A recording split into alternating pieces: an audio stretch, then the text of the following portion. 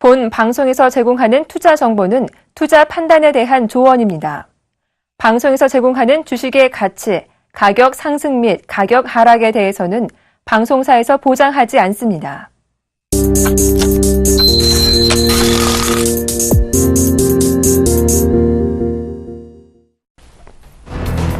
그리스 정부가 구제금융 분할금 72억 유로를 받기 위한 협상이 난항을 겪자 개혁 정책들을 추가하는 방안을 준비하고 있습니다. 그리스의 국제경제 담당 차관은 지난달 채권단에 제출한 개혁안에서 세무당국이 탈세와 부패를 척결하는 정책 대상에 은닉 재산도 포함시킬 계획이 있다고 말했습니다. 그리스는 탈세와 부패, 은닉 재산을 조사해 세금이나 벌금 등을 부과하는 정책으로 GDP의 1에서 1.5% 수준의 기초 재정 수지 흑자를 달성할 수 있다고 보고 있습니다. 국제 유가는 공급 과잉 우려가 완화되며 올랐습니다. 중국의 3월 원유 수입이 증가한 것으로 나타난 가운데 미국 내 원유 시축이 가동 대수도 계속 줄어들고 있습니다.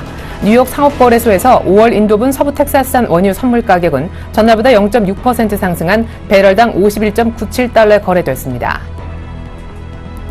달러 가치가 상승하며 뉴욕 외환시장에서 유로 달러 환율이 다시 1.05달러 선까지 떨어졌습니다. 이처럼 달러 강세가 나타난 것은 곧 있으면 나올 3월 미국의 소매 판매 지표가 호조를 나타낼 것으로 예상하는 속에 미국 연준이 금리를 인상할 것이란 전망이 재확산됐기 때문입니다. 시티그룹을 포함한 월가 투자은행이 철광석의 가격 전망치를 하향 조정했습니다. 공급이 과잉 상태인데 반해 수요 증가가 둔화되고 있다고 판단했기 때문입니다. 시티그룹은 올해 철광석 평균 가격 전망치를 톤당 45달러로 제시했으며 내년 평균 가격도 톤당 40불로 떨어질 것이라고 관측했습니다. 이에 따라 시티그룹은 2015년과 2016년 철광석 가격 전망치를 각각 23%와 36.6% 하향 조정했습니다.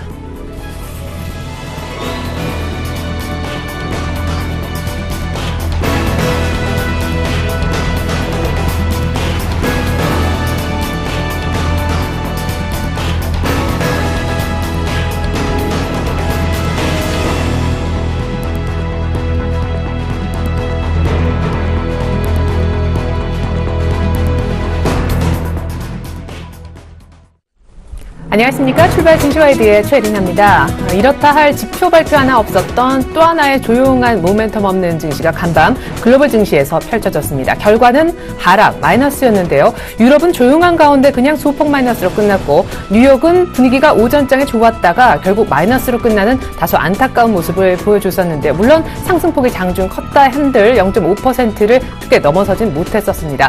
왜 하락했느냐? 일단 미국 증시의 하락 원인은 어닝 시즌에 대한 두려움 때문이라고 정리해 볼 수 있겠습니다.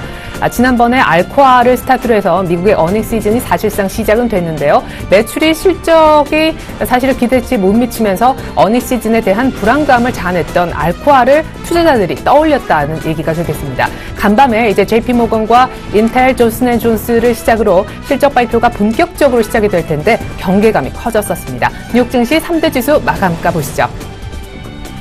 네, 다우지수 그리고 나스닥, S&P 500 하락폭은 나스닥이 가장 적었습니다만 어쨌거나 마감가는 5천 마디지수에서 역시 멀어진 것이 동일하고요. 다와 S&P 500은 0.3%가량씩 하락하는 모습 보여줬습니다. 이어서 유럽입니다. 지난주에 사상 최고치를 경신하며 끝났던 유럽 증시도 같이 조정을 보였는데요. 일단 중국의 3월달 수출이 부진했었고요. 세계은행도 올해 중국의 성장률을 0.1%포인트 추가로 낮추면서 중국 경기에 대한 둔화 우려도 커졌습니다. 무엇보다 유럽 쪽은 에너지주가 시총 상위주에 상당히 포진해 있어서 이 분위기를 좌지우지하는 섹터가 되겠는데요. 철광석 가격에 대한 하향 조정을 시티그룹 쪽에서 한 대 이어서 역시 중국의 경기 둔화 우려까지 겹치면서 유럽은 부진할 수밖에 없었습니다. 유가는 공급 과잉 우려가 잦아들면서 소폭 반등을 이뤄냈다고는 하지만 WTI 기준으로 53불에선 살짝 차익 실현이 나오고 있습니다. 달러가 강세를 나타내면서 달러 유로는 다시 1.05달러 선까지 거의 바닥까지 밀리는 수준이 나타났는데요. 우리 증시는 오늘 어떨까요? 참고로 어제 중국 상해종합증시는요. 제도가 개편이 되면서 오히려 2% 이상 급등하며 4,100선까지 뚫어냈습니다. 우리도 사실 어제 기관 매도만 아니었더라면 2,100선을 뚫을 수 있었을 텐데요. 오늘 종가 기준 2,100 가능할까요? 출발 증시와이드 시작하겠습니다.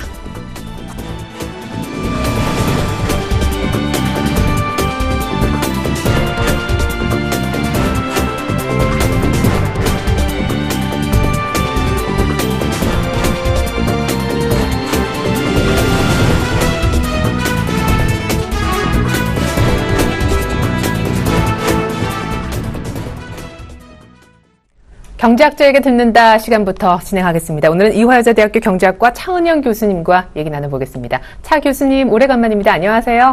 네, 안녕하세요. 네, 10년 만에 이런 장이 없다. 돈잔치가 시작이 됐는데요. 세계 증시 15개 국가 가운데 13개국이 이미 최고치를 경신한 상황이라고 합니다.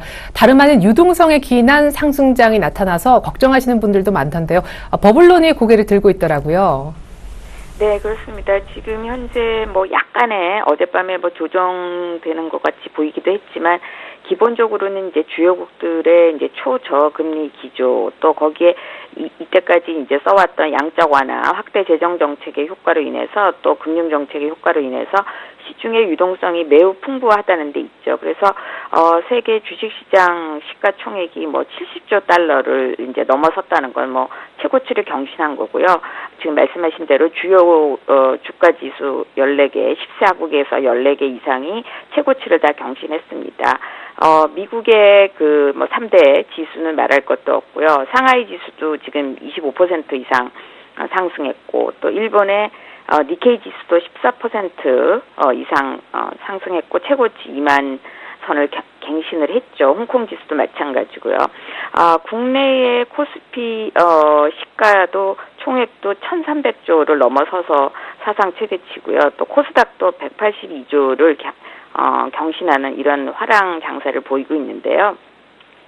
증시 화랑은 5년에서 대체로 한 8년 주기로 본다 그러면 우리가 2009년 이후에 6년 정도 후에 나타난 거기 때문에 약간의 이제 조정의 가능성도 보이고 있습니다. 있기는. 그리고 지금 유동성 장세라고 보면은 사실은 이 풀려난 돈, 즉 다시 말하면 양적 완화에 기초한 확대 정책으로 인해서 이렇게 이제 증시가 탄력을 받고 있는데 이 정책이 사실은 효과가 없이 실물 경기가 회복이 이렇게 더디고 제대로 나타나지 않으면 아무래도 이제 자산 시장 거품에 대한 우려가 커질 것으로 보이고요.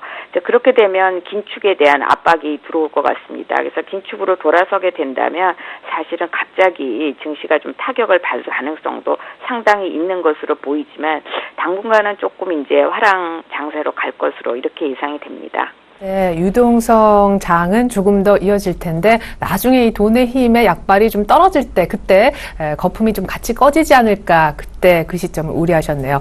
간밤에 뉴욕 증시가 살짝 조정을 받았던 원인은 바로 어닝 시즌에 관한 경계감 때문이었는데 지난주 첫 시작은 알코아의 매출이 부진하면서 좋진 않았습니다. 이번 주 대형 은행주들의 실적이 줄줄이 발표될 텐데 금융주의 전망은 에너지 섹터 대비는 상당히 괜찮게 나오고 있다죠? 예, 그렇습니다. 지금 이번 주에 이제 줄줄이 발표될 것으로, 그러니까 현지 시각으로 이제 14일 날 JP 모간, 웰스파고 은행 등이 발표를 할 거고요. 또 15일에는 뱅크 오브 아메리카 BOA가 발표를 하게 되고 16일에는 이제 골드만삭스라든가 시티그룹 또 GE 이런 이제 대형 기업들이 이제 또 은행권에서 지금 장세를 끌고 있는 금융주들의 그 회사들이 이제 발표를 하게 되는데요. 실제로 지금 어제 이제 잠깐 빠졌던 것은 아무래도 조금 긴장감의 표현이라고 저는 말씀을 드릴 수 있을 것 같아요. 왜냐하면 지금 금융주들의 그 실적이 어떠냐에 따라서 주가 방향을 결정할 것으로 이렇게 예상들을 하고 있는데요. 그 중에서도 BOA, 뱅크 오브 아메리카는 지금 1분기에 주당 한 순익 23센트 정도를 예상하고 있기 때문에 상당히 좋을 것으로 특히 헬스케어라든가 대형 금융주들의 실적 강세가 전망이 되고 있습니다. 다만 이제 에너지 업종은 실적 악화가 우려가 되고 있을 뿐 아니라 지금 사실은 달러 강세로 인해서 미국 기업의 한 70% 정도는 실적이 악화될 것으로 보고 있습니다. 특히 한 평균적으로 2.9% 정도 수익이 줄어들지 않겠는가 이렇게 시장에서 전망하고 있기 때문에 그 우려감이 이제 표명이 된 것으로 이렇게 보이고요. 그렇긴 하지만 지금 이 많이 풀려나온 이 과잉 유동성, 풍부한 유동성이 투자처를 사실은 마땅히 찾을 데가 없습니다. 그래서 결국은 주식으로 가서 닫힐 것 같고요. 또 자사주 매입이나 배당 확대 이런 데 주력함으로써 장세를 좀 끌고 가지 않을까 이런 생각은 드는데 3월에 이제 미국의 그 본격적인 경제 지표, 소매 판매라든가 생산자 물가 지수라든가 이런 산업 생산이 이제 발표가 되게 되면 조금 더 거기에 따라서 조정을 받지 않을까 그렇게 예상을 하고 있습니다. 네, 에너지주의 어닝 실적 전망이 어둡다 하셨지만 워낙 또 알려져 있는 사실이라 실제 뚜껑을 열어봤을 때 기대치에 부합하는 정도로만 나오면 미국 증시가 의외로 선전할 수도 있겠다 하는 생각을 해봤습니다. 중국 얘기를 좀 오늘 집중적으로 해야 될 것 같아요. 어제 3월달 수출입 무역 수지가 공개가 됐는데 뭐 수입도 줄었지만 수출이 13% 정도 증가를 예상했었는데 14.6% 급감했더라고요. 네, 그렇습니다. 수출도 뭐 급감했고요. 또 수입도 한 12.3%, 이것도 시장에서는 한 11%대 감소할 것으로 봤는데 그보다 훨씬 더 감소를 했습니다. 따라서 수출이 뭐 전달 대비로 보자면은 뭐 48.9%, 물론 이제 2월에는 춘제 효과가 있기는 했지만 그래도 상당히 격감한 것으로 보이고요. 전년 동기 대비도 지금 14.6% 수치 감소를 했죠. 결과로 무역 수지 흑자가 사실은 이제 3,700억 정도 되는 데서 지금 1,816억 정도로 이것도 이제 급감하게 돼서 사실 시장의 예상은 한 2,500억 위안대 정도를 예상을 했었는데 거기에도 훨씬 못 미치는 이런 상태로 나타나서 굉장히 이제 우려감을 자아내고 있는데요. 이렇게 되면 이제 1분기, 1, 4분기에 중국의 수출은 뭐 4.9% 정도 이제 그나마 상승할 것으로 예상은 하고 있지만 수입이 한 17% 정도 감소할 것으로 이렇게 전망치가 나오게 돼서 경기 하강 압력이 거세질 걸로 이렇게 보입니다. 이거는 이제 미국이나 동남아시아 정도에서는 이제 중국 물건에 대한 그 수출 수요가 어느 정도 회복이 되고 있지만 유로존이나 일본은 아직도 조금 이제 회복세가 약하다 이렇게 보는 것이고요. 다만 이제 15일 정도에 발표되는 이제 1, 4분기 중국의 이제 경제 성장률을 비롯한 각종 거시경제 지표가 이제 발표됨에 따라서 거기에 또 영향을 받을 것으로 이렇게 보이는데요. 중국의 성장률 7%가 하회할 경우에는 조금 타격을 받지 않을까 이렇게 생각이 됩니다. 그러게요. 중국이 올해 경제 성장률 전망치를 7%로 이미 낮춘 상황인데 이 낮춘 목표치 7%도 도달하지 못할 가능성이 제기가 되고 있죠. 간밤에 세계은행도 보고서를 보니까 중국의 올해 성장률 전망치를 또 하나 0.1%포인트 추가로 낮추면서 7.1%로 내려잡았던데 교수님의 뷰는 어느 정도이십니까? 중국의 7% 성장할 수 있다고 보시는지요?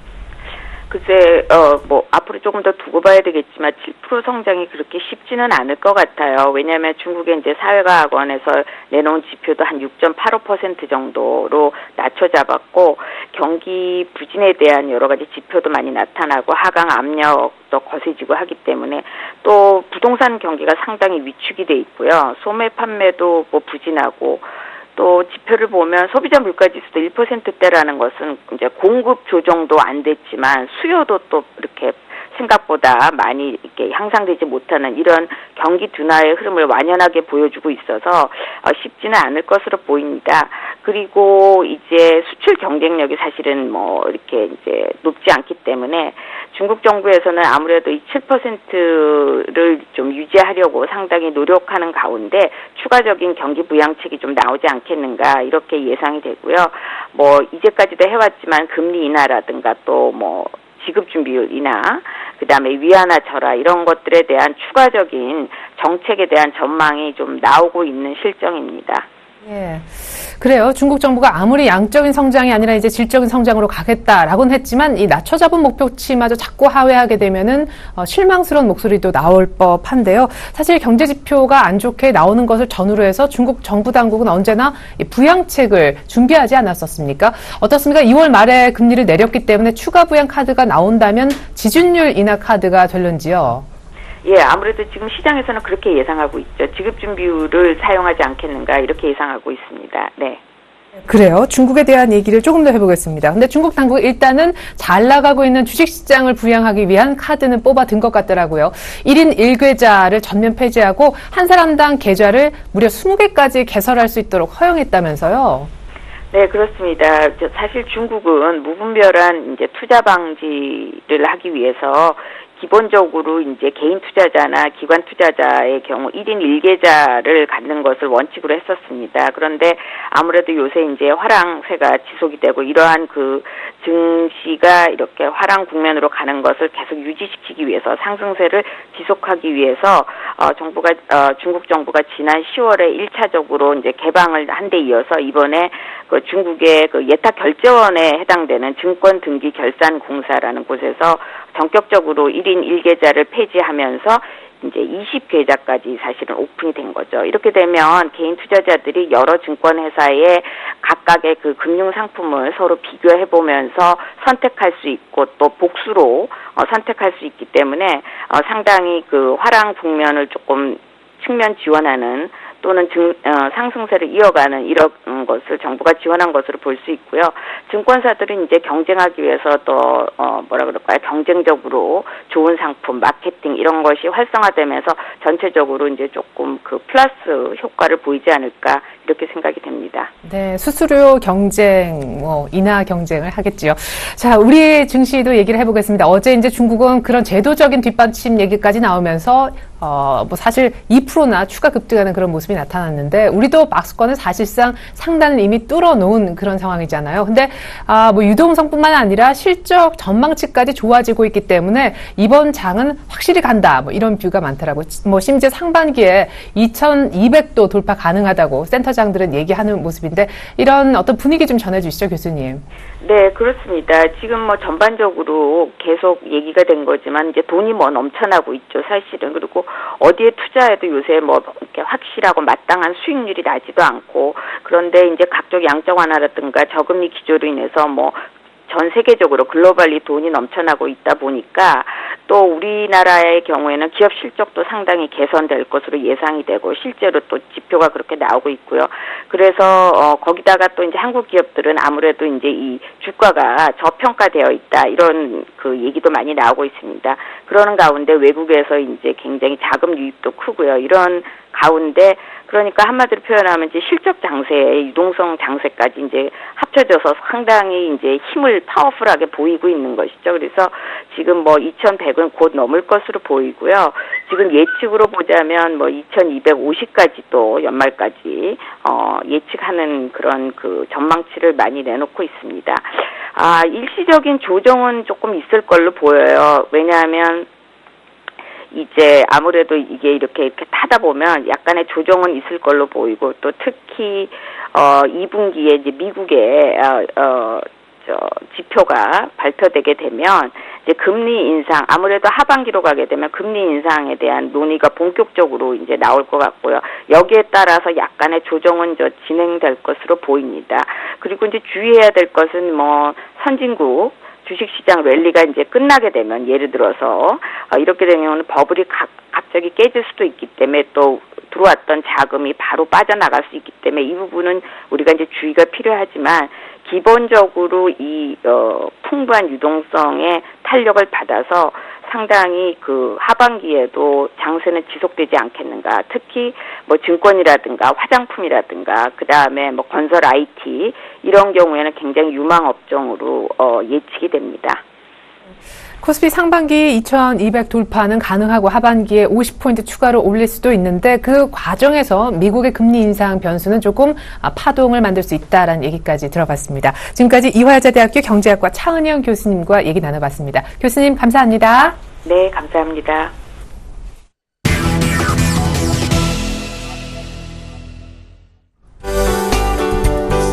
시청자 여러분 안녕하십니까? 신문 읽어주는 남자 예병구 멘토입니다. 시장 분위기 너무 좋습니다. 지금 이쪽으로 방향성을 아예 딱 잡아놓고 있는데요. 지금 2100선을 돌파는 아직 못했어요. 그러나 이 2100선이 주는 의미가 크게 없습니다. 하지만 이 2100이 분명하게 지수 부담감으로 좀 작용을 할 듯 보여요. 그러니까 그 점도 참고를 해보셨으면 좋겠습니다. 자, 오늘도요, 외신과 국내 최대 경제 일간지 서울경제신문을 살펴보면서 얘기 이어가도록 하겠습니다. 자, 일단, 간밤에 이제 주요, 해외 증시 상황부터 좀 살펴보고 가도록 하겠습니다. 자, 간밤에도요, 해외 주요 증시들이 전체적으로 다 괜찮았는데, 예, 이게 넘어가질 않네요. 잠시 살펴보고 가도록 하겠습니다. 자, 미국부터 좀 살펴보고 가면, 미국은 이제 약보합세로 좀 마감이 됐어요. 그런데 이게 지수에 대한 부담감도 있겠지만 지표들의 부진에 대한 부분도 있습니다. 지표가 부진하더라도 결국은 양측 그러니까 금리 인상 시기가 늦춰진다는 점 때문에 이것은 분명히 상쇄 효과가 있을 것이다. 그러니까 리스크 상쇄 효과에 대한 얘기들을 드렸어요. 그러니까 그 부분들을 좀 참고를 해보신다면 지금 다우존스 지수가 전히 소폭 빠진 것에 대해서 걱정은 안 하셔도 될 구간이다. 이렇게 좀 말씀을 좀 드리겠습니다. 유럽은 여전히 영국의 FTSE라든가 프랑스의 까크 지수 이런 측면들을 보면 굉장히 강한 모습들을 보이고 있어요. 독일 닥스 지수가 빠지고 있지는 않아요. 그러니까 결과적으로 계속해서 밸류에이션이 부각이 되고 있다는 것이죠. 페르티 시대의 대표적인 지금 좋은 선모습입니다. 그러니까 요걸 좀 참고를 해보셔야 되는데 1달러 1유로 시대예요. 그러니까 이들의 가격 경쟁력, 제품의 가격 경쟁력이 얼마나 좋겠습니까? 그죠? 그러니까 그 부분이 바로 독일에게 수혜가 되는 부분이고 영국에게 수혜가 되는 부분이고 프랑스의 수혜가 됐는데 독일이 최대 수혜가 된다는 걸 계속 강조를 드렸었죠. 그 부분도 참고를 해보셨으면 좋겠습니다. 자, 오늘도 외신 하나를 좀 살펴보면서 얘기를 좀 해봐야 되겠는데요. 제가 오늘 뽑아온 기사는요, 스포티파이라는 이 바로 스트리밍 음원 서비스를 제공하는 곳입니다. 자, 이 스포티파이 Nearest Deal to Raise $400, 즉 이 $400 밀리언 달러죠. 그래서 요 얘기가 지금 나오는데 요 기사를 좀 그걸 하면은 스포티파이가 결국은 8,400만 달러의 가치를 지니고 있다는 것을 말을 합니다. 요 뒤쪽으로 넘어가 보면 그 얘기가 나오는데요. 자, 요거를 좀 확대를 해 볼게요. 자, 확대를 해 보면 예, 여기 나오죠. 8,400만 불에 대한 얘기가 나옵니다. 이들이 몸값이 왜 이렇게 올라갔느냐를 우리가 한번 보자고요. 결국은 이 무형의 가치예요. 그러니까 음원이라든가 이런 음원 서비스는 무형의 가치입니다. 그런데 이것을 유형화시켰다는 얘기죠. 이 유형화시켰는 것이 최근에 여러분들 뭐 아시겠습니다만 여러분들도 음악을 인터넷이나 이런 데서 돈 주고 다운로드 받는다. 사실 좀 생소한 일이죠. 예전에 뭐 불법 다운로드도 있었고요. 친구들끼리 서로 주고받으면서 mp3 곡들을 다운받아서 듣고 하다가 지금은 이 문화가 이제 점점 바뀌어져 나가고 있다는 것이죠.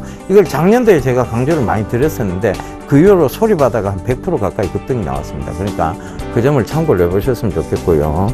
자, 지금도 이 무형의 가치가 유형화된 것, 그러니까 이 음원 서비스라든가 이런 컨텐츠 쪽에 관련해서는 앞으로의 시장성이 어느 정도 담보되어 있다. 이렇게 좀 보셨으면 좋겠습니다.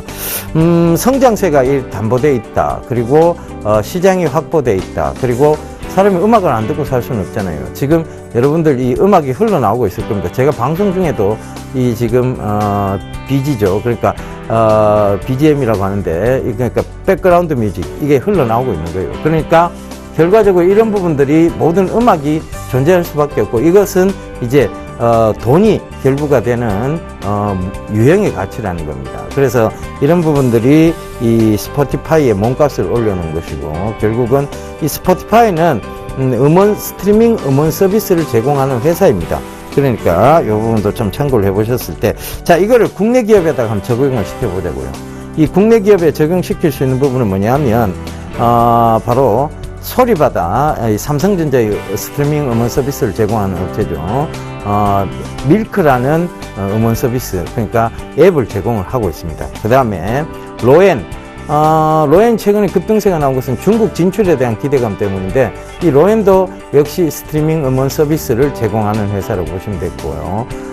그 다음에 KT뮤직, KT뮤직도 KT의 음원 서비스를 제공하는 회사입니다. 그러니까 결과적으로 요 기업들의 어떤 앞으로의 성장세, 실적성, 그리고 앞으로의 그러니까 이제 무형의 가치를 유형화시켜 놨으니까요. 그런 성장성 이런 것까지 조금 담보가 되어 있는 기업들이다. 이렇게 좀 보신다면 조정시 매수 전략이 맞습니다. 아직까지도 주가는요 많이 올랐다가 조정이 들어왔고 그 조정에서 다시 재상승 구간에 와 있다는 거 참고를 해보셨으면 좋겠습니다. 자, 세 종목이에요. 소리바다, 로엔, KT뮤직입니다. 요거 스트리밍 음원 서비스 관련 업체들이니까요 꼭 좀 주목을 해보셨으면 좋겠습니다. 자, 그 다음 국내 최대 경제 일간지 서울경제신문을 살펴보면서 얘기 좀 이어가도록 하겠습니다. 자, 잠시만요. 서울경제. 자, 이완구 총리가 나오네요. 그죠? 성완종 리스트 때문에 지금 말들이 많습니다. 그런데, 밝힐 건 밝히고, 그 다음에 또 넘길 건 넘겨야 되겠죠. 그죠? 그래서, 조금, 성력 없는 수사가 좀 진행됐으면 좋겠다 하는, 생각을 개인적으로 해보고 있습니다. 자, 제가 뽑아온 기사들 하나씩 살펴보면서 얘기 이어가도록 하겠습니다. 자, 코스피, 분위기 좋은 코스피, 그 다음 코스닥, 우리 증시에 대한 얘기입니다. 매물벽 돌파, 실적 개선, 유동성 랠리, 레벨업, 웨일 장세 온다. 뭐 이런 얘기가 지금 나오고 있는데요. 자, 코스피 2100 안착에 4가지 조건이 있다고 여기서 밝히고 있습니다. 자, 2000포인트 매물벽을 일단 돌파를 해야 된다. 즉, 2000포인트 매물벽은 이미 돌파가 됐죠. 그러니까 이미 돌파가 됐고, 그 다음에 기업 실적의 개선에 대한 기대감이 보이고 있고, 그 다음에 연간 기업 영업이익이 115조 9,054억 원으로서 2.32% 증가를 했다. 이런 것이죠. 자, 근데 이 2100이고, 그 다음에 뭐 이런 얘기는 일단 이미 시장에서 분석을 할 수 있는 얘기고요. 앞으로 그럼 시장에 대한 분석을 한번 해보자고요. 자, 지금까지 2100을 끌어올려 놓은 주체가 누구냐면 외국인입니다. 이 외국계 자금은 유럽계 자금일 가능성이 굉장히 높습니다. 제가 늘 말씀드렸습니다만 유럽은 지금 마이너스 예금 금리 상태예요. 그렇다면 돈을 빌리고도 돈을 더 받는 구조예요. 그렇다면 대출 받고도 돈을 받는 구조. 누가 돈을 안 빌려 쓰겠습니까? 우리나라 옛말에 외상이면 소도 잡아먹는다 그러죠. 그죠? 그러니까 그들도 마찬가지인 거예요.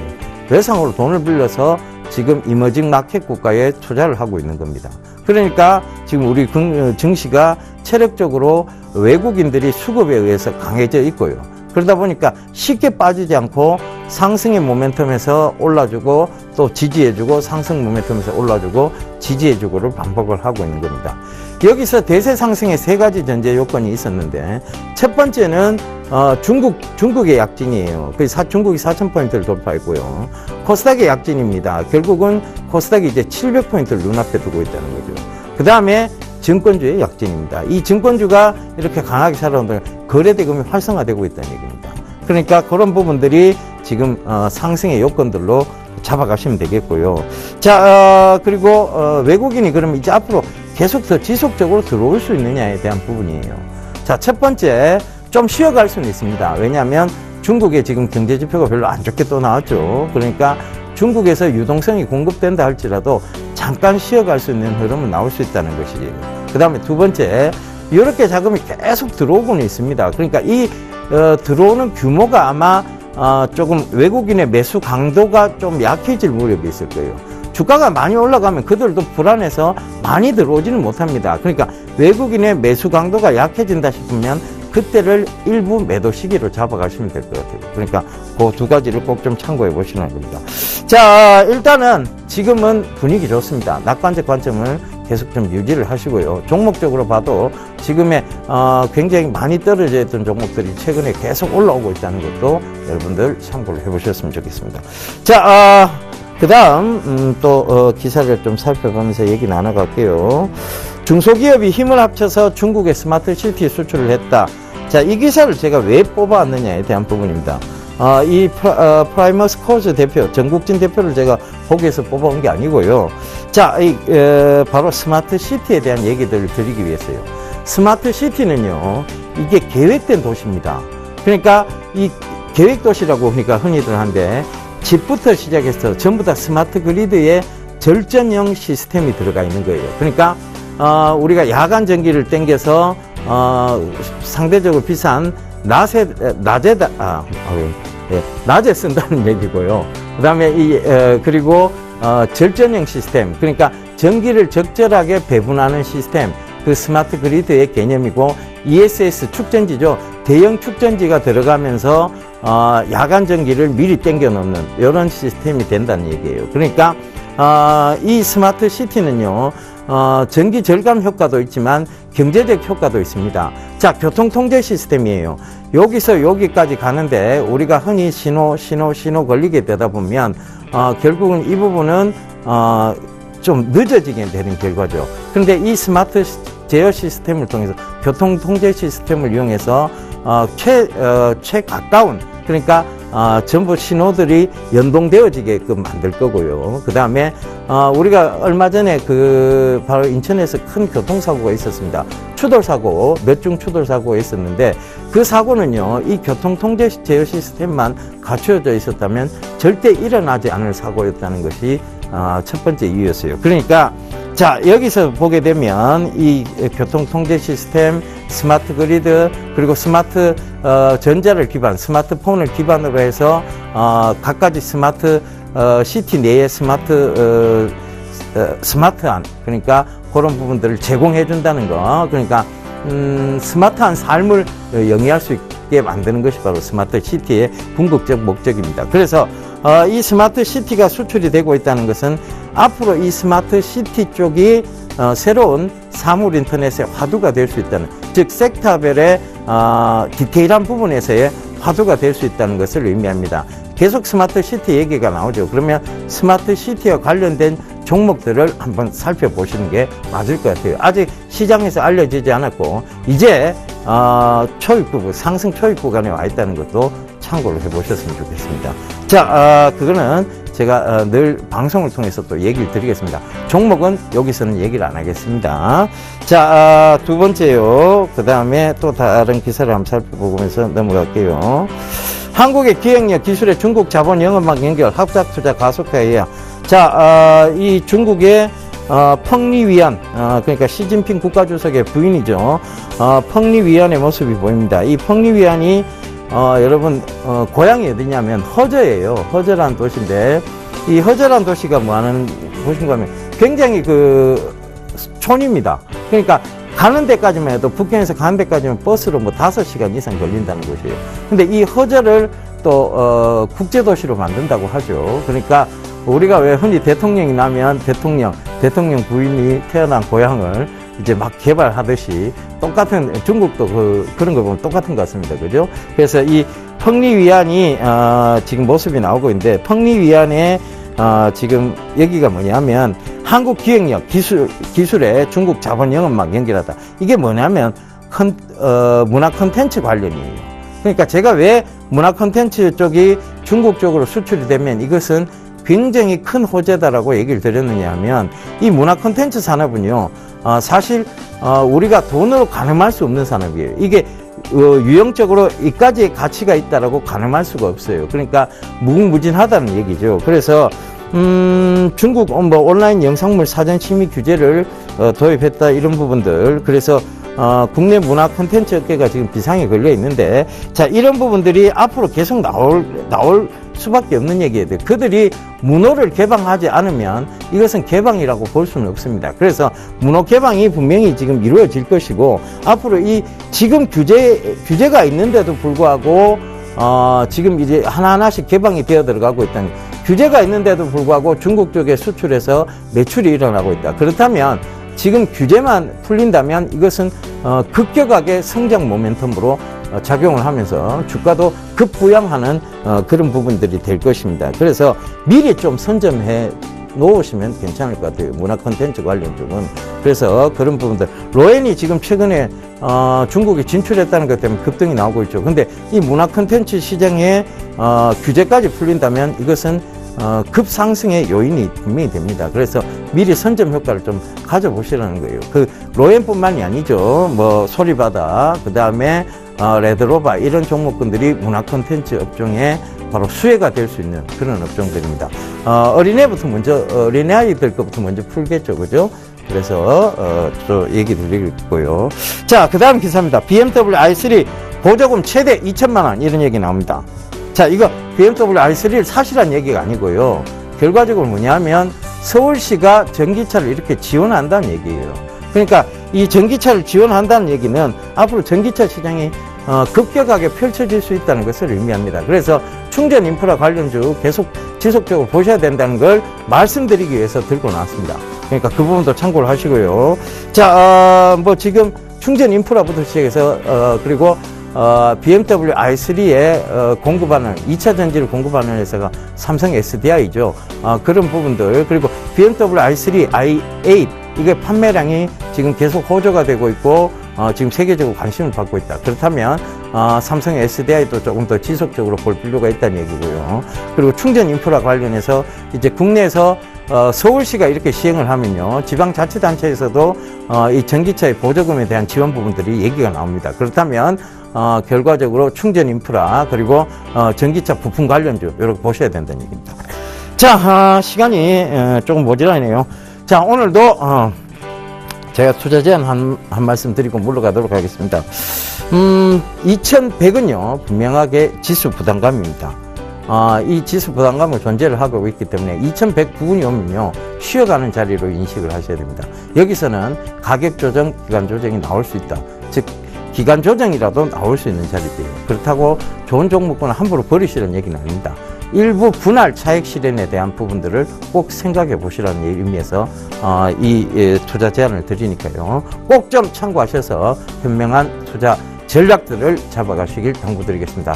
저는 이만 물러가고요. 내일 다시 인사드리도록 하겠습니다. 감사합니다. 예병군이었습니다.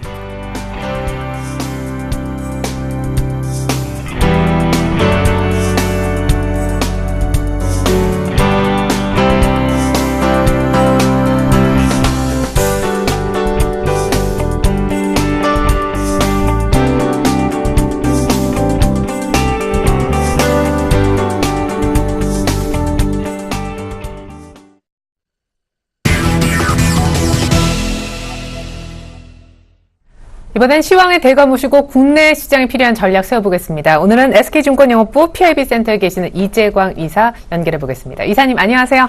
네, 안녕하세요. 네, 사실상 2100에 온 거죠. 기관은 여전히 매도했습니다만 흥미로웠던 부분은 중국의 3월 수출입 지표가 모두 급감했음에도 불구하고 중국장의 급등, 우리도 화학주가 건재했다라는 점이 되겠습니다. 증권, 화학, 건설, 어제 제약주까지 들썩였었는데 전일장 리뷰부터 부탁드려요. 네, 국내 시장 이제 대망 2100포인트입니다. 제가 여러분에게 이 시간을 통해서 1차 전원 목표치를 2100포인트로 보고 있기 때문에 그 중간에는 2100포인트 이하에서는 매도해야 되는 생각을 버려라. 여전히 매수 마인드 전략을 이제 말씀을 드렸습니다. 자, 어제 국내 시장 2100포인트를 돌파하지도 못했어요. 장중에도 물론. 장중에 2099.97. 참 지독합니다. 그리고 종가는 2098.92. 자, 과연 오늘 2100포인트를 돌파할 수 있느냐 여부 초미의 관심사죠. 어제장에서도 치열한 2100포인트 돌파를 위한 치열한 공방이 있었습니다.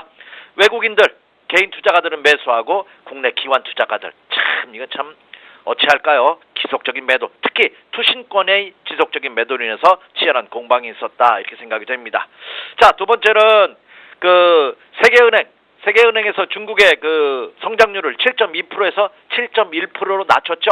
그 여파로 인해서 오늘 유럽과 미국 시장이 소폭 조정을 받는, 물론 그 이유 때문만은 아닙니다. 여기에다가 미국 금리 인상 가능성이 다시 제기됐죠. 그로 인해서 미국이 좀 조정받는 하는 원인이 됐습니다. 하지만 중국이 7.2%에서 7.1%로 성장률을 둔화시켰다 하더라도 그렇죠. 어때요? 0.1% 차이고요. 또 중국의 경기 부양 의지가 워낙 강하다는 점이 어제장에서 국내 증시와 중국 증시를 상승시키는 하나의 견인차가 되지 않았나 이렇게 생각이 됩니다. 자, 그리고 또 하나 기쁜 소식이 있죠. 최근 국내 증시의 강세 요인, 외국인 투자가들 왜 이렇게 매수를 하느냐 하는 질문이 쏟아지고 있습니다. 자, 그것은 블랙록의 귀환이 아닌가 이렇게 판단이 됩니다. 여러분, 블랙록 하면 참 모르시는 분 있을 텐데요. 이 블랙록은요, 자, 2013년도에 4조 달러 이상의 자산을 운영하는 자산 운용사입니다. 여기 최고 경영자가 레리 핑크라는 분인데요. 이 레리 핑크가 창업한 자산 운용사입니다. 근데 중요한 게 있어요. 이 자산 운용사에, 블랙록이 자산 운용사에 1대 주주로 참여하고 있는 사람들이 몇 면을 보면요. 애플, 그리고 맥도널드, MS, G, 미국이 내노라한 대기업들이 1대 주주로 참여하고 있다는 점입니다. 이거는 뭘 의미하는 거냐면 이 블랙록의 자금 흐름이 어디로 가느냐의 향방에 따라서 증시가 움직일 가능성이 굉장히 크다고 보는 거죠. 왜? 이들 대주주들이 영향력이 굉장히 일대주주들이 영향이 큽니다. 근데 이 일대주들이 미국을 이끌고 있는 대기업들입니다. 미국을 이끄는 대기업은 세계 경제를 주도한다고 해도 볼 수가 있겠죠. 그래서 이 블랙록이 한국으로 귀환을 하고 있는 것이 아니냐 하는 의견이 제시되고 있습니다. 그것은 뭐냐면 그동안 유럽 자산으로 쏠렸던 이 블랙록의 자금 운용 상황, 자금이 신국으로 확산되고 있다고 합니다. 더군다나 한국 투자 배분액이 3주 연속 늘어나고 있다는 점입니다. 이것은 여러분 한번 주의 깊게 지켜볼 필요가 있지 않나 이렇게 생각이 돼서 전일의 그 시장 특징으로서 제가 한번 선정해 봤고요. 또 하나는 앞에서 언급해드린 바와 같이 미국과 유럽 시장이 혼조 양상을 보였습니다. 미국은 소폭 하락하고 유럽은 독일과 그렇죠? 영국은 소폭 하락한 반면에 프랑스는 또 소폭 상승하는 그런 모습을 보였습니다. 따라서 이것은 미국의 실적 시즌이죠 지금. 그래서 실적 기간에 따른 그 관망세가 이어졌고요. 그리고 미국이 또 금리를 또 6월 달에 뭐 하는지 마는지 참 말도 많습니다. 하기 전에는 참 말이 많은 거죠. 그래서 미국의 그 연준 총재 중에 하나인 레커 리치몬드가 6월 미국 금리가 인상할 가능성이 높다. 그래서 미국 시장이 소폭 조정받는 그런 모습을 보였습니다. 근데 그 이면에 참 웃긴 말을 또 같이 했어요. 6월에 금리 인상을 할 수는 있지만 만약에 경기가 나빠지면은 또 금리를 다시 인하할 수도 있다 하는 이게 참 무슨 말인지 저는 잘 이해를 못하겠습니다만 그런 말을 함으로써 미국이 소폭 조정받았는데 그것보다는 미국 한번 차트 한번 보시기 바랍니다. 좀 쉬어갈 때가 됐죠. 그래서 어떤 아직까지는 자율적인 눌림목이 과정이 아닌가. 그래서 전일 세계 증시, 국내 증시를 포함한 세계 증시 흐름을 보면은요 여전히 상승 기조는 살아있는 다만 연속 상승, 단기 급등했다는 우려감이 조금 내비쳐지는 그런 모습이 아닌가 이렇게 생각이 됩니다. 네. 자, 최근 증시의 추가 상승의 원동력이 외국인으로부터 나왔는데 이 외국인들의 귀환이 블랙록으로부터 온 것이 아니냐 아주 재미있는 얘기 들려주셨네요. 말씀하신 2100대가 오긴 왔는데 그러면 이제 여기서 여전히 매수마인드를 가져가야 좋을지 아니면 목표치에 왔으니까 약속대로 이제 슬슬 차익 실현을 준비할 때인지 사실 아주 가파른 각도로 이렇게 박스권까지 뚫을 줄은 몰랐거든요. 그렇죠. 자, 이미 앞에서도 언급을 해드렸어요. 사실 주식시장이라는 건 참 묘한 성질이 있습니다. 목표치를 정한다면 앞에서도 계속 강조해드렸죠. 항상 오버슈팅을 합니다. 그래서 참 주식 투자가 어려운 겁니다. 그리고 또 그렇기 때문에 매력이 있는 것이 아닌가 생각이 됩니다. 제가 이미 앞서서도 지지난주 이 한 달 전부터 이번 목표치를 2100포인트로 설정을 했습니다. 그 이유는 뭐냐면 직전 고점대거든요. 그리고 주봉상으로 한번 딱 걸립니다. 그래서 과연 여기서 조정을 어떻게 받느냐의 여부에 따라서 향후 전략을 수립하시면 됩니다. 그런데 강한 장은 더 비건한 얘기를 하면 강한 종목은 절대 한 번에 무너지지 않습니다. 그래서 종합지수도 우리 기술적 분석하시는 분 쌍바닥에서 사라, 삼중바닥에서 사라 그런 말도 있지만 또 쌍봉에서 매도해라, 외봉에서는 절대 매도하지 마라 하는 이유가 왜냐? 상승 트렌드에서는 한 번에 그렇죠 꺾여서 급락하는 경우는 없기 때문에 그렇죠. 그래서 자 이제 1차 목표치에 근접하기 때문에 차익 실현 매도 물량과 그리고 저점 매수세가 치열한 난타전을 벌일 가능성이 큽니다. 그런데 이미 1차 목표치 2100포인트에 근접했기 때문에 오히려 올라가면 한번 이익실현을 하고자 하는 매도 물량의 가능성이 큰 매도 심리가 더 강하게 작용하는 오늘장이 될 가능성이 크지 않을까 이렇게 생각이 됩니다. 자 그렇다면 결론입니다. 이미 주식을 많이 갖고 계신 분, 많이 갖고 계신 건 70% 이상이죠. 이런 분이라면 오늘 올라올 때 상승시 한번 일부 우리가 매수도 분할 매수하라고 하죠. 매도도 마찬가지입니다. 한번 주는 매도 여기서 제가 팁을 하나 알려드릴게요. 분할 매수하고 분할 매도인데요. 이번에는 매도를 제가 말씀드리니까 매도를 할 때는요. 한번 내가 예를 들어서 삼성전자를 갖고 있다. 아니면 제가 이제 비건한 증권주를 말씀드릴게요. 그렇지 않아도 한번 언급해드리려. 증권주 제가 이 시간을 통해서 계속 지난주에도 한번 말씀드렸죠. 여전히 매수 마인드다 하는 말씀드렸습니다. 근데 SK증권이 이미 과열권의 진입 신호를 보이고 있죠. 단기 과열. 네, 어제까지. 그 다음에 증권주도 이제 단기 과열권 진입 신호가 나오고 있습니다. 그것은 뭐냐? 이제 투자 심리가 위축될 가능성이 높다고 보는 거죠. 그래서 증권주도 오늘 한번 올라온 다음에 한번 분할해서 이익 실현을 한번 해주는 겁니다. 그래 예를 들어서 제가 SK증권에 있으니까 SK증권 예를 들겠습니다. 오늘 상승할 때 어제 종가가 1,900원입니다. 자, 1,900 이상에서 한번 이익 실현을 했어.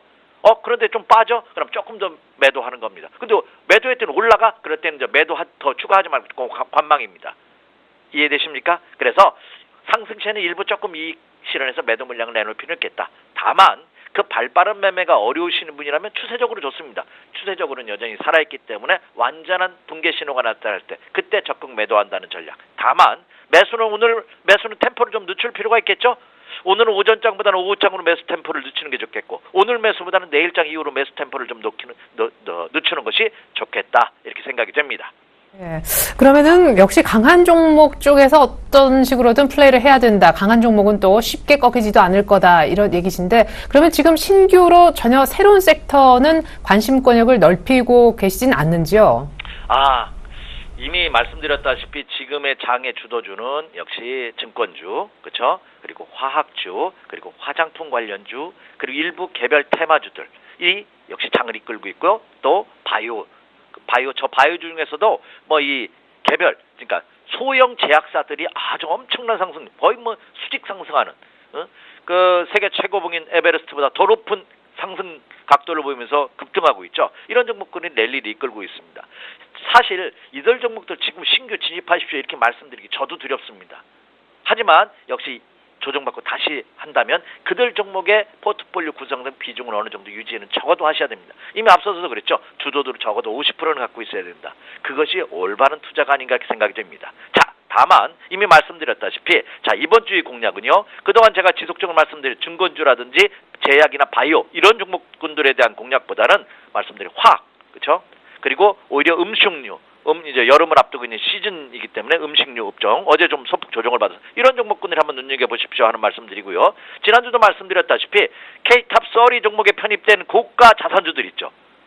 사고 싶은데 유동성이면 없어가지고 못 샀었던 예를 들어서 뭐 삼성전자 오늘 밀림 괜찮지 않나. 그리고 롯데칠성 같은 종목군들 뭐 LG생활건강 같은 종목군들 이런 종목군들 그리고 CJ제일제당 같은 종목군들 이런 고가 자산주들은 한번 눈여겨보실 필요가 있지 않나 이렇게 생각이 됩니다. 네, 마지막으로 하나만 더 여쭤볼게요. 사실 시간은 많지 않지만 그러면 이제 어제 막 올라온 건설이라든가 또 약간 바닥권에서 이 종목도 순환 매수로 올라올 수밖에 없다면서 또 추천이 나오고 있는 조선주 쪽은 별로 관심이 없으신 건가 봐요.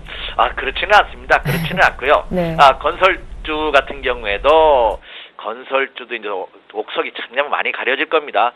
자, 증권주 예를 들어 한번 들어볼까요? 왜 증권주들이 각광을 받고 있냐면 이미 제가 앞서서도 계속해서 언급해드렸던 종목인데 이 증권주는 작년, 재작년에 엄청난 구조조정을 겪었어요. 그리고 도산에서 이미 없어진 증권사들도 있고요.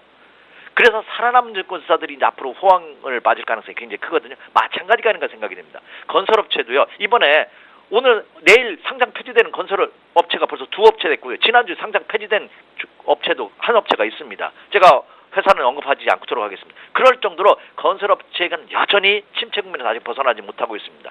일부 국내 수주가 재개되고 있고 해외 수주가 활발하게 이어지고는 있습니다만 선별된 종목군들이 혜택을 볼 가능성이 크지 않을까. 어제 그 호텔신라 현대산업개발이 면세점 진출한다는 그 사업 계획을 발표하면서 아주 어제 이들 종목들이 크게 상승하는 모습을 보였죠. 마찬가지입니다. 이제는 건설, 그동안의 토목이라든 건축 이거에 국한되지 않고 새로운 아이템을 개발하는 이런 업체들이 각광을 받을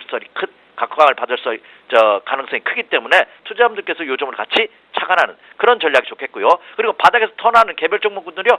이거는 영원한 테마죠.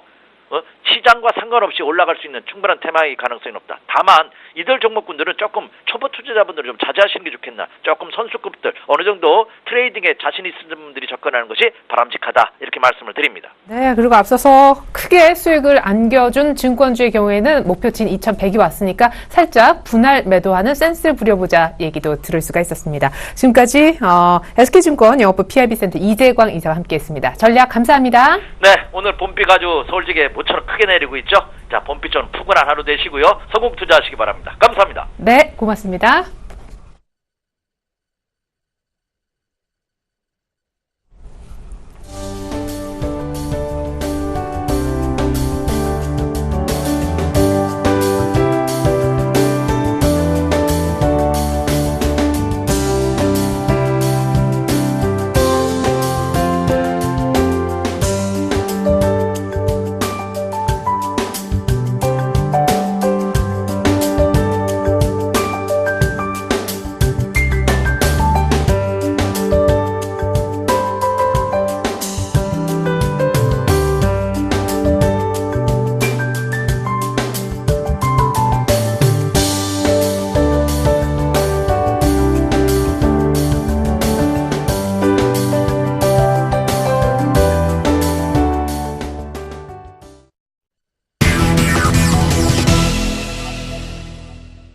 이두코의 상한가 팩토리 시즌2 시간입니다. 여의도에 계시는 샘플러스 이두코 멘토 만나보겠습니다. 멘토님 안녕하세요. 반갑습니다. 네, 2100 돌파는 뭐 거의 시간 문제인 상황인데 여기까지 오니까 이제 얼마나 더 가냐 관심이 쏠리고 있지만 또 현실적으로는 이제 슬슬 팔자는 의견도 나옵니다. 그때 제약 바이오가 한창 들썩였을 때 무리한 포트 변환 주지 말자고 하셨잖아요. 이 시점에서 전략 궁금합니다. 네, 우리 증시, 와, 진짜 2100포인트 부분까지, 상승이 좀 나아졌습니다. 정말 오랜만에 보는 지수대인 것 같기도 하고, 몇 년 만입니까? 거의 한 4년 만에 이런 지수대를 보는 것 같은데, 자, 계속적인 3월선을 타고 상승하는, 그런 모습이 되겠죠. 지금 1880포인트부터 2100포인트까지 상승함에 있어서 어느 정도 양봉보다는 음봉 캔들적인 부분들이 많았던, 그런 상황이 되겠고, 그만큼 저항이 두터웠던 구간을 돌파하는 데 있어서 힘겨웠던 부분들 있었던 그런 모습이었는데, 자, 중요한 건 2050포인트를 돌파한 상황에서 지속적인 3호일선을 타고 움직이고 있는 그런 부분이 되겠습니다. 계속적으로 5일선을 유지하는 한 상승 포지션을 유지하자. 다만 5일선이 이탈한다고 했을 때 단기적인 조정폭은 어느 정도 나올 수가 있기 때문에 5일선에 대한 부분들 지속적으로 좀 말씀을 드렸던 그런 부분이 되겠는데, 자, 오늘도 5일선에 대한 부분들, 다우지수와 글로벌 증시가 조금은 조정을 받았던 그런 상황에서 지속 유지가 되는지 상당히 조금 중요한 구간, 특히 2100포인트를 앞두고 계속적인 체크를 하자라고 말씀드렸던 부분들이 거래량을 체크하자. 보통 이제 거래량이 바닥에서 장대 양봉이 터지게 되면 뭡니까?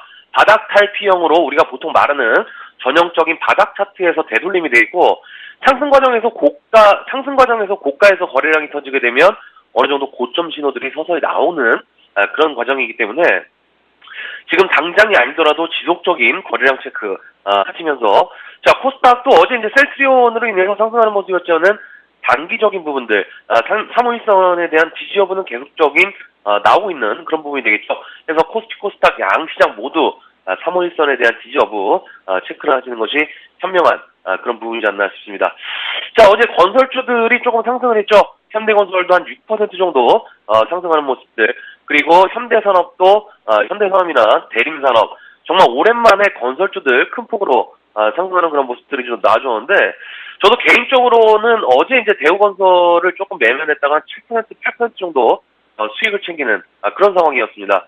일단 상승하는 종목들 따라잡는 걸 조금은 싫어하는 그런 매매적인 패턴에서 조금 변화를 줬던 그런 상황이었는데, 뭐 중요한 것은 순환매가 지속적으로 제약바이오 쪽으로 시작을 해서 대형주들로 이어지는, 그러니까 국제유가의 움직임으로 인해서 조선정유 화학으로 시작을 했었고, 그 이후에 삼성전자와 증권주들까지 상승하는 모습들이 나왔던 그런 상황이었기 때문에 대부분의 섹터가 한 번씩은 순환매 차원에서는 돌았던 그런 모습이었지 않나 싶습니다. 자, 그중에서 은행주들이 순환매가 돌지 않은 것 같아요.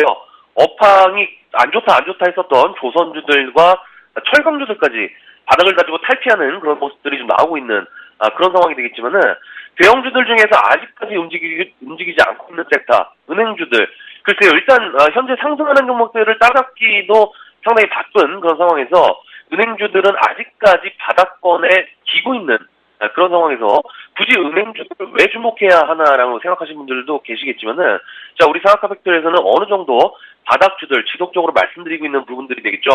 우리가 바닥에서 장대 양봉을 뽑았던 파라다이스도 급등하는 모습들이 나왔던 그런 상황에서도 알 수 있듯이, 상승하는 종목들 따라잡지 못한다라고 했을 때는 어느 정도 재료가 있는 바닥주들 찾는 것이 현명한 그런 방법이다라고 좀 생각을 하고 있기 때문에 오늘은 은행주들을 좀 말씀을 드리겠습니다.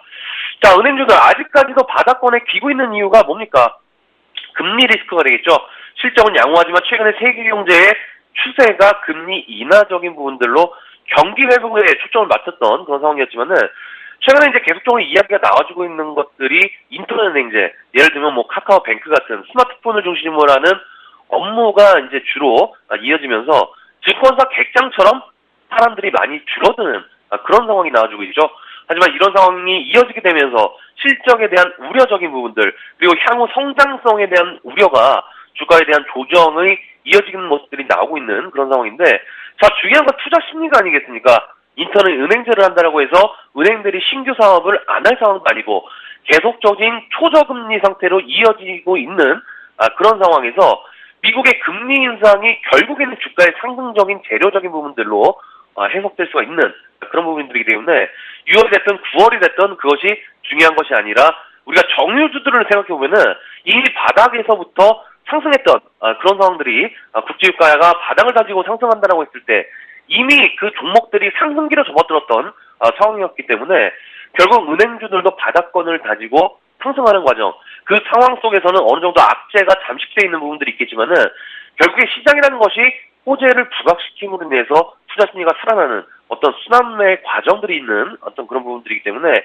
은행주들 바닥을 다지고 있는 상황에서 지속적인 체크가 필요한 그런 부분이지 않나 싶습니다.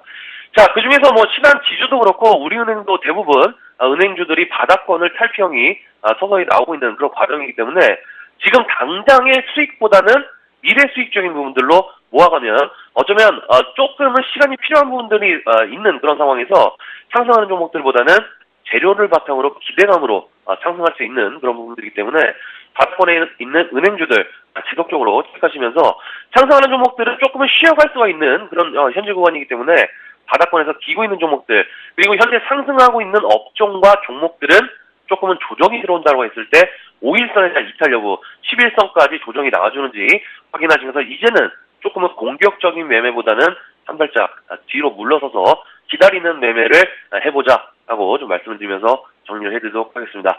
오늘 사학과 팩토리는 여기까지입니다. 고맙습니다. 네, 바닥권에 있던 파라다이스를 매집해서 크게 한번 수익을 안겨줬던 이드코 멘토님이 오늘은 2100 부근에서 상승하는 그런 흐름 좋았던 종목들의 탄력이 둔화될 수 있다며 역시 바닥권에 있었던 섹터 은행주를 추천해 주셨다는 말씀 다시 한번 드리겠습니다. 지금까지 샘플러스 이드코 멘토 함께 해봤습니다.